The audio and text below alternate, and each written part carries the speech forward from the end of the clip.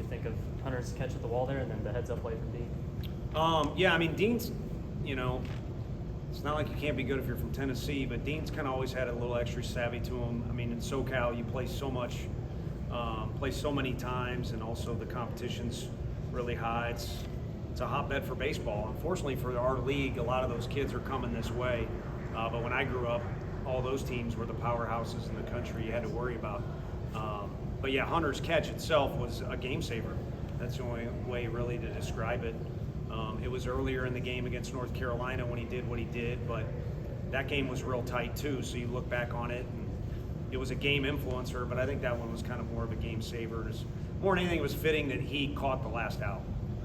How valuable is Hunter to a team like this that's got so many young guys and it's kind of been up and down the last month?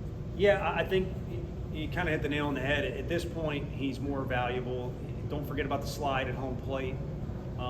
And obviously, we're facing a pitcher where you want to have some kind of confidence going in, and we chase a pitch early, and then we ground it out, I think. So you want to get something, and even though Hunter was out trying to stretch it into playing hard like he does, trying to stretch single and a double, it still matters. So on the play, all that's on the field, all that play stuff is great, performance stuff, but the influence and kind of the calm and the leadership, and I think he started to direct traffic a little bit more too this time of year, which is needed, and it's also going to be a deal where no one is not going to respect anything that comes out of his mouth, and he's not a big yapper, so if he says something, you know it has value anyway. You mentioned earlier in the terms week. of his leadership, is that something naturally that he's had, or has he had to just really kind of change some things to kind of grow into that? No, I think he's had to grow into it a little bit. I think dating back to his high school days, including on the football field, he was a leader by how he competed.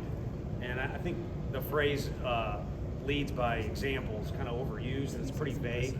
I think just the way he competed, everybody saw how you need to fight to try and win or trying to accomplish whatever goal is in front of you.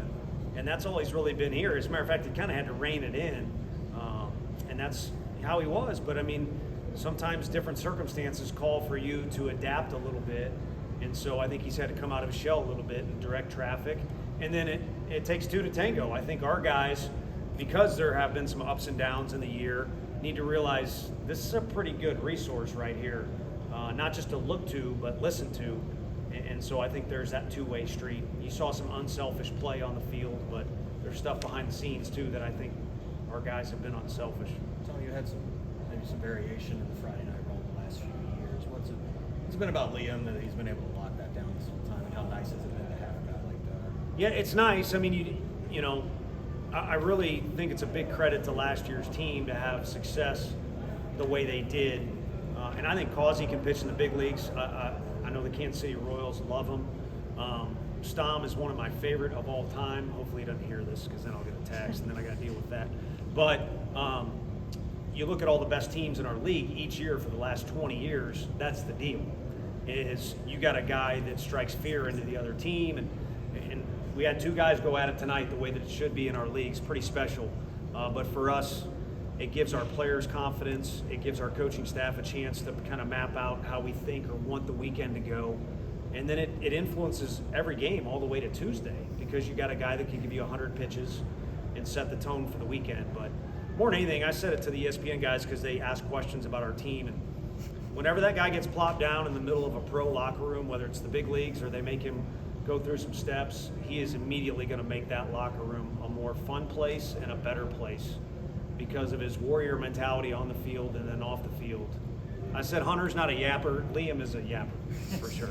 How impressive was that Manny at bat late that you fell behind 0-2, then hit the single lead field in? Yeah, no, it was the key to us having a little bit of a margin where you could do some things with the bullpen and take a breath. And no lead is safe in this league. That's another reason why the 10-run rule is stupid. As a matter of fact, I think there's an example of that this year.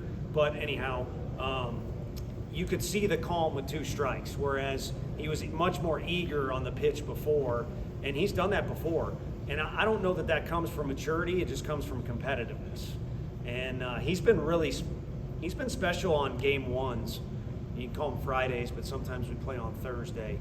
He is ready to rock and roll, and because we have a deep team, he doesn't always play on Tuesday. Maybe it's because he's chomping at the bit by the time game 1 rolls around. Maybe he likes the bright lights.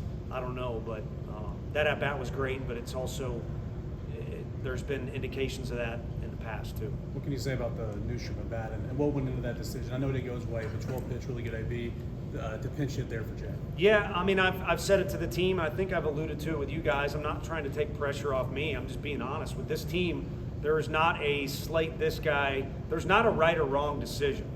I mean, we put in Ariel for defense, but who's to say we wouldn't have won the game by 2 runs tonight if he starts at shortstop? We have a good group of position players. So there is, unless a guy goes 4 for 4 with 4 grand slams, there's no right or wrong decision. It's just guys need to be unselfish and be prepared for their opportunity. And when it comes, Jay needs to dab up Nui, and Nui needs to go in there and do his thing, even though it was literally last minute. We tap him on the shoulder. Fortunately, the umpire gave him time to kind of get set up.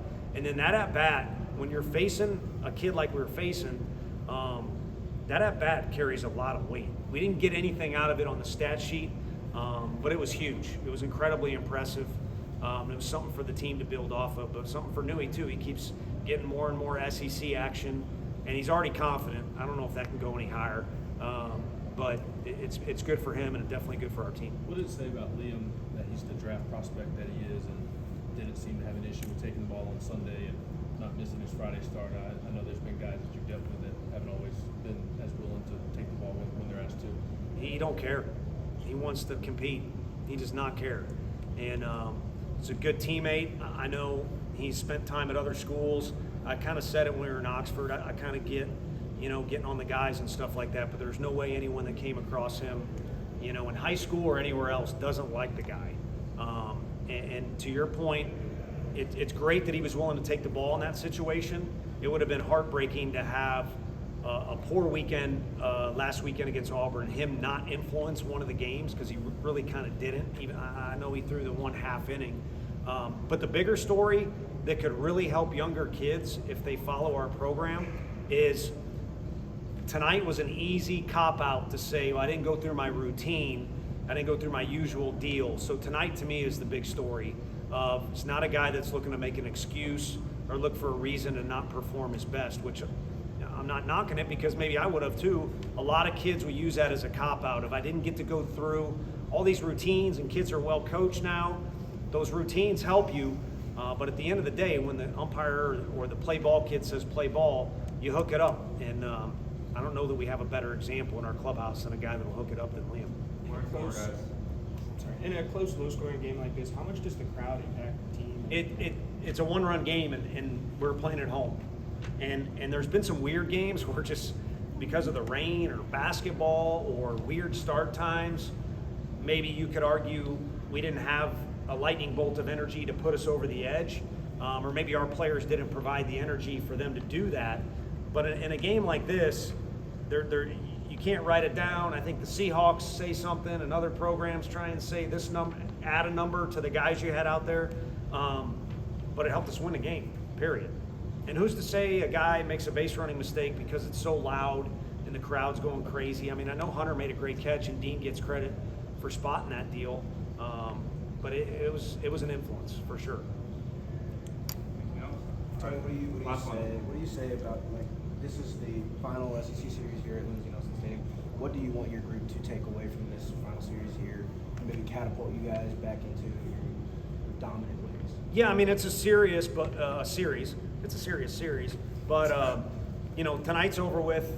Sunday can wait. And, heck, with the rain and start times and stuff like that, Sunday may never come. You don't know. So kind of really it's just about tomorrow. But I think about tonight, when we visited Liam, there was a ball conversation with the umpire. I was showing them the ball. Liam had blood all over that thing from his blister.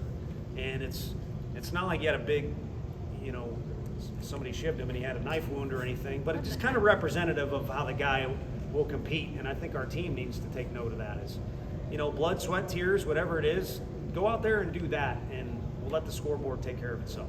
Tony, the blister for Liam, I mean, that's something he's got to deal with week to week, but he kind of said it's something that might pop up after 70 or 80 pitches. I mean, have you noticed anything in the last couple of weeks? No, I mean, just that it's something he's battled with. Him and Woody have, hooked up, and I think really managed the thing well. I think it truly was an issue for the first time I mean, it's been something to manage, but I think it truly was an issue with the losing of the command of the hit by pitch, and then full credit, the big strong guy hits the ball as far as he did, but I don't know that he saw the best version of Liam there because of it. So, maybe it's hard to take Liam out of the game, no matter what the pitch count is or what the situation is. So, he'll have a full week to do everything he needs to do. I know I mentioned that earlier, as you can't use it as an excuse, but with the blister and everything else, that'll help. I guess not a full week. Thursday start next week, but you get the gist, hopefully. Thank you. Thank you.